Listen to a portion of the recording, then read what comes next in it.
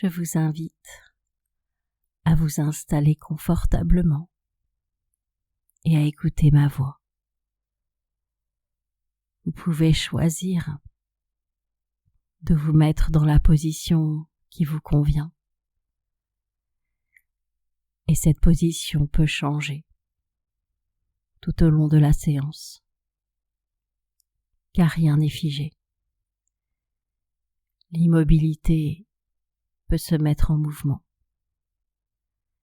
Et pendant qu'une partie de vous pourrait s'imaginer quelle sensation agréable vous pourriez ressentir si vous étiez capable d'arrêter le temps d'un instant, le temps de cette séance, comme si on pouvait appuyer sur pause, comme si on pouvait observer les choses depuis un autre point de vue. Et alors que l'histoire que je vais vous raconter est complètement inventée, il est possible que certains passages puissent créer une nouvelle réalité. Et justement, cette première histoire, c'est celle d'une personne qui habitait dans une rue un peu particulière, qui s'appelait la rue des Cavaliers. Pourquoi ce nom ? Parce que par le passé, c'est par ici que passaient les cavaliers. C'était une rue prédestinée qui amenait directement du haras au bon endroit. Pourtant, depuis longtemps maintenant, plus un seul cheval ne passait par là. On avait gardé le nom de cette rue, mais elle ne correspondait plus à ce qui se passait autrefois. Parce qu'aujourd'hui, les seuls cavaliers étaient montés sur des vélos. Et pourtant, quand les gens de cette rue donnaient leur adresse et qu'ils disaient la rue des Cavaliers, c'était toujours assez intriguant de voir ce qui se passait dans la tête des gens. Immédiatement, ils avaient l'image d'un cheval et de son cavalier, comme si le passé continuait à hanter cette rue. Bien sûr, les habitants aimaient le nom de cette rue et ils ne voulaient pas le changer. Mais ils ne savaient pas qu'au fond d'eux, cela les influençait. Si la rue s'était appelée autrement, l'influence aurait été autre. Et je ne sais pas si vous comprenez que parfois les séances d'hypnose permettent de changer les influences. Elles permettent de voir les choses autrement, de devenir plus débrouillard, plus malin, plus rusé, plus futé. Comme si vous aviez la faculté de pouvoir observer les choses sous un autre angle, de trouver de meilleures idées, de meilleurs plans qui correspondraient plus facilement à ce que vous attendez finalement. Et je ne sais pas si vous comprenez que parfois, à force d'observer les décisions des autres, les choix des autres, notre ordinateur inconscient peut calculer ce qui serait le meilleur d'adopter pour nos propres désirs. Et je me disais que l'histoire d'après pourrait justement vous raconter autre chose. C'est l'histoire de deux frères qui ne se ressemblaient absolument pas, physiquement en tout cas, parce qu'émotionnellement, ils étaient plutôt sur la même longueur d'onde. Ils avaient les mêmes affinités, les mêmes envies, les mêmes rêves. C'est la raison pour laquelle, une fois par semaine, ils se retrouvaient pour discuter de la manière dont ils allaient exaucer leurs souhaits, de manière concrète, dans la réalité.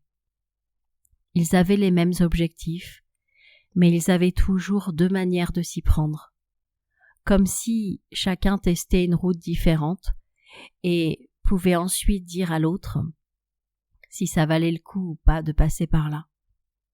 Justement, ce dimanche-là, ils s'étaient retrouvés pour parler de leur investissement immobilier. Chacun avait choisi un investissement différent. Chacun s'y était pris autrement. L'un avait décidé d'acheter un immeuble et de le louer.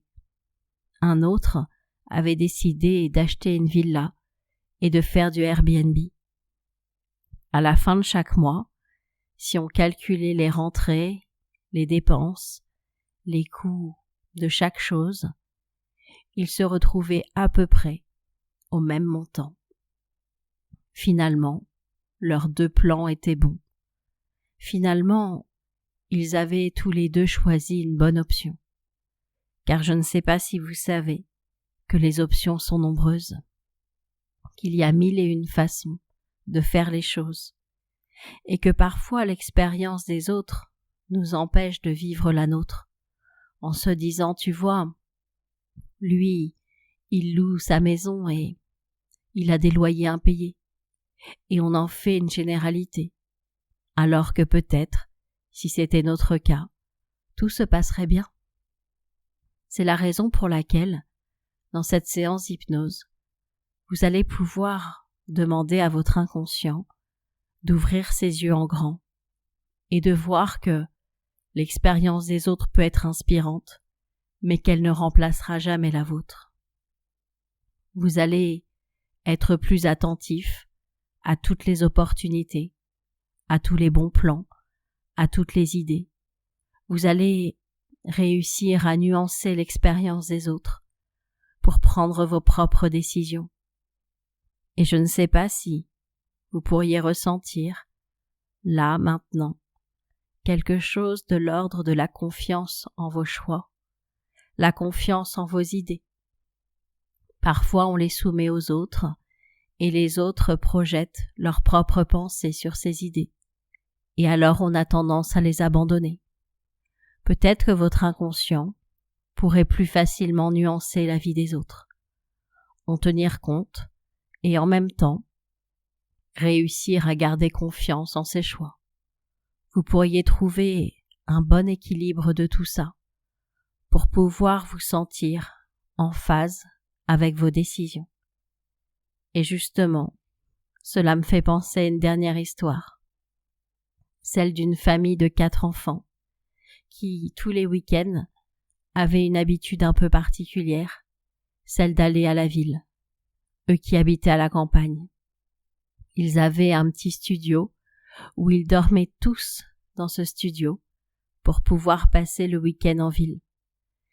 C'était l'inverse de beaucoup de personnes qui, le vendredi soir, filaient à la campagne. Eux, ils avaient eu de la campagne toute la semaine et ils avaient envie de ville le week-end. Ils avaient envie de cette animation, de découvrir des terrasses de café ouvertes. Ils avaient envie de visiter des musées, d'aller dans des parcs. Et cela leur convenait parfaitement. Bien sûr, quand ils en parlaient à leurs amis, ceux-ci trouvaient ça très étrange d'aller s'enfermer dans un tout petit studio alors qu'ils pouvaient respirer l'air de la campagne. Mais ils avaient déjà respiré l'air de la campagne toute la semaine. Et je ne sais pas si vous comprenez que parfois, on fait les choses à l'inverse des autres.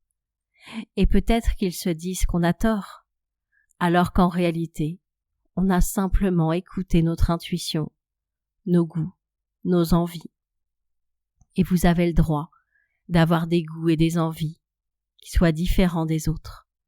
C'est la raison pour laquelle vous pourriez là, maintenant, vous imaginer demain, après-demain et dans les jours d'après, voyant qu'une partie de vous sait ce qu'il y a de bon pour vous, fait les meilleurs choix, trouve de nouvelles idées, s'inspire, calcule, pèse le pour et le contre, trouve des bons plans, crée et saisit des opportunités.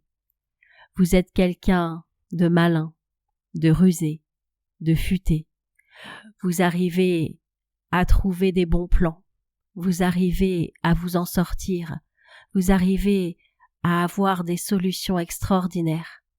Votre imagination et votre créativité, ainsi que votre intuition, sont sans cesse sollicitées. Et toutes ces parties de vous réunies réussissent à trouver les meilleures options possibles. Vous êtes quelqu'un de rusé, quelqu'un de malin, quelqu'un de futé. Vous trouvez des super bons plans. À partir de maintenant, vous allez facilement trouver des solutions merveilleuses. À partir de maintenant, vous allez pouvoir vous autoriser à vivre une vie qui vous rend heureux. Et quand vous le souhaiterez, à votre propre rythme, vous allez pouvoir en douceur revenir ici et maintenant, au moment présent, et vous pourrez réunir toutes les parties de vous et rouvrir les yeux doucement.